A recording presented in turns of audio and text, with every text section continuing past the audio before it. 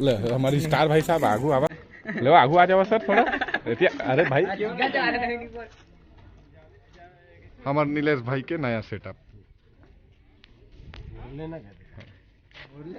तो घाम झुराए में कैसे लागत भैया कोई शब्द ही नहीं है कि वो दिखा थे सामने में वैसे नहीं ठीक और हमारे पब्लिक मन ला पूछ लेते कैसे लागत है तुम्हारे ये हमारे भैया डीजे संतोष जान हां सेटअप बाकी मस्त दिखत है नहीं बढ़िया दिखत है नेम प्लेट मस्त दिखत होगा वीडियो डाले इसके घर बनवाए कौन है कभी बनवाए कौन है लेकिन ना ये अलग लुक है भाई कभी समझा था डूठा है ऊपर है बड़े छे छोटे मस्त दिखत है सबके बराबर रहते तोरा ऊपर नीपर होना चाहिए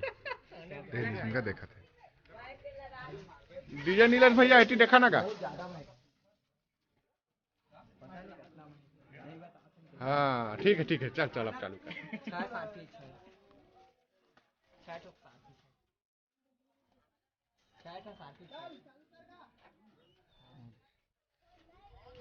एमसीबी गिरे है ना